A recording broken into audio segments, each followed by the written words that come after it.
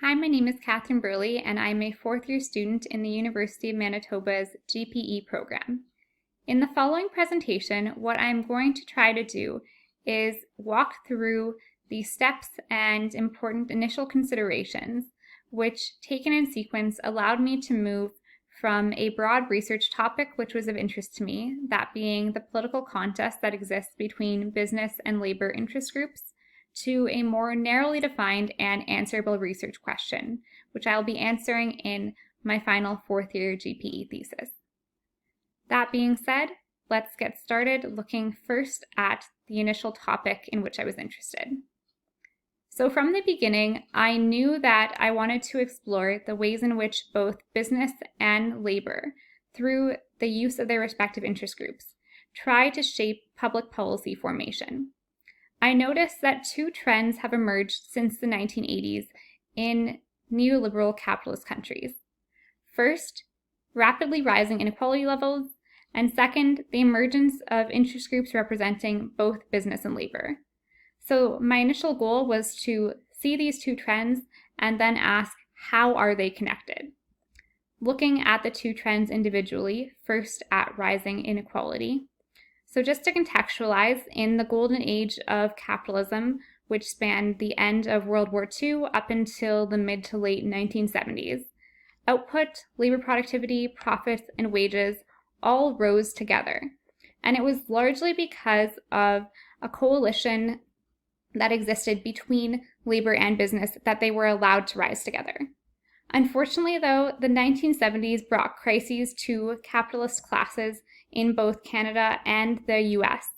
And in order to restore their profitability, capitalists started to rally to create interest groups that would suggest policies to serve their interests.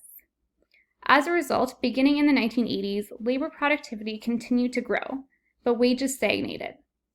At the same time, a gap also developed in the share of GDP split between profits and wages, which is shown for Canada in the graph below.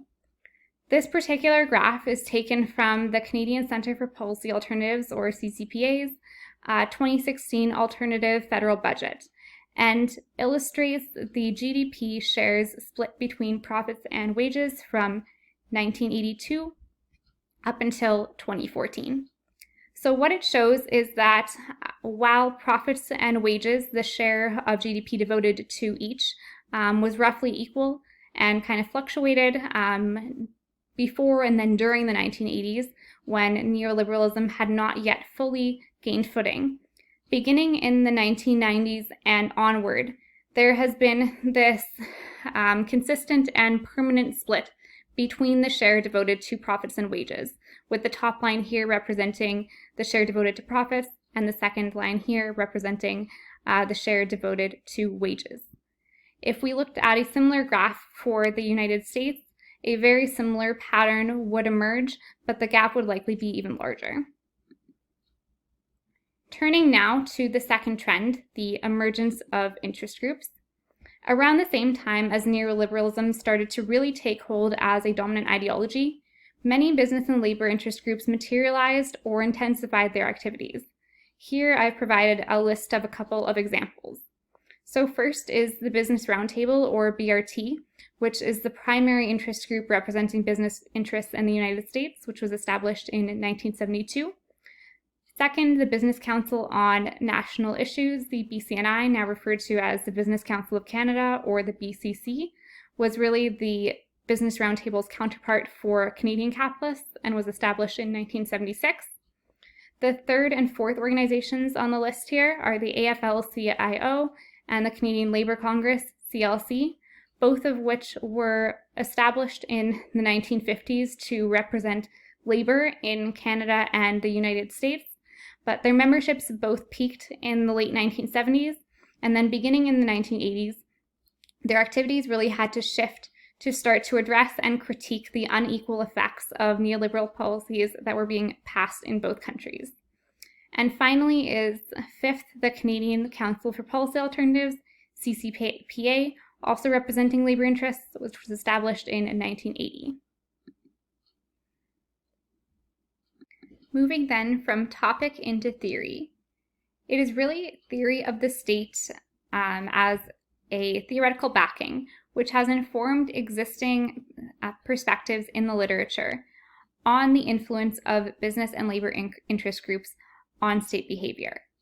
Within theory of the state literature, there are two broad perspectives that emerge. First, the pluralist perspective, and second, the Marxist perspective, which I will now deal with in turn. First, the pluralist explanation of the state says that an array of actors hold power and influence in politics, and all are allowed to compete for governmental benefits, with none holding a distinct edge over the others. This is from Wolf's 2006 book.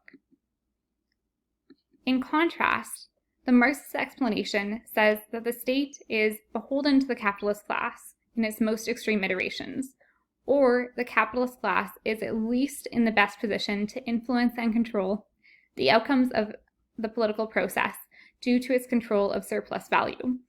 This is from Foley's 1977 article. So what becomes clear is that the pluralist and Marxist explanations very much run counter to one another. But what I will attempt to show in my analysis is that the Marxist explanation of the state represents a much more accurate depiction of the situation that has occurred specifically in neoliberal capitalist societies since the 1980s. Using this theoretical backing, we then move into scope. So there are several dimensions of scope that I had to use to narrow my answerable research question into something that was manageable. First being time, second, place, place, then time, third, representative interest groups, and fourth, issue areas that I would choose. So let's deal with each of these. So first, the chosen country that I will use for my analysis is Canada.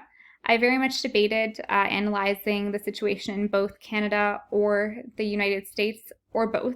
However, I ultimately decided to look at Canada because most of the existing literature on theories of the state, and specifically on the impact of neoliberal policies and how they are influenced by varying interest groups, is very US-centric. So I think that there's a need to apply this kind of research to the Canadian context in order to make it more applicable for us as Canadians. Second is the time dimension. So the chosen time period that I will analyze is, intuitively, the neoliberal era, with a specific focus on the 1980s and 2010s. The reason for these two specific decades that I will analyze is twofold. First is because of data constraints, and second, and more importantly, is because I think it is important to offer this comparative element by which I can look at the very beginning of the neoliberal era and then the most recent decade to show how, if at all, the preferences of business and labor interest groups has changed, or if it has just remained consistent, and how the reactions of policy officials to their preferred policies has changed or remained consistent. Third is the interest groups that I'll be analyzing. First is the Business Council of Canada. Second, the Canadian Council for Policy Alternatives, CCPA. And third, the Canadian Labour Congress. These are the main groups representing both business and labor in Canada, and therefore offer abundant data with which to analyze and offer the most comprehensive policy proposals. And fourth and finally is the issue areas. So the chosen issue areas that I'll be analyzing are taxation policy, deficit reduction, and trade policy. These issue areas were chosen because the three interest groups that I will be using have the most to say about them, and therefore it can be interpreted that these three areas are what is most important and most valuable to these interest groups to be commenting on, and therefore what they think is most important for their interests and for Canadians. Finally, with the scope of my research set, I am ready to clarify my research question and state it explicitly. So the research question that I will be addressing in my final paper is, to what extent have interest groups representing labor been able to balance the influence of interest groups representing business in three issue areas: taxation policy, deficit reduction, and trade policy? in Canada since the start of the neoliberal era in the 1980s? Has their ability to do so changed at all from the 1980s to the present? And this last part is where the comparative element of looking at reports and the reactions of policy officials in their policy set in the 1980s compared to the 2010s is going to become important. And finally, before I wrap up, just to briefly address the methods that I will be using to answer my question. I will be looking at historical analyses of two sources of data. First, BCC, CCPA, and CLC reports, specifically on the three policy areas that I have chosen to examine. And second, I will analyze major pieces of tax reform legislation, past deficit reduction or spending initiatives fulfilled, and trade agreements signed within this period, specifically in the 1980s and early years of neoliberalism compared to the 2010s. With all that being said, I'm hoping to use this theoretical backing, the research question that I formed, and the methods of choice to assess the relative degree of influence of both business and labor interest groups in Canada. Thank you very much for following along on this journey of my research thus far, and I look forward to seeing what my findings allow me to conclude.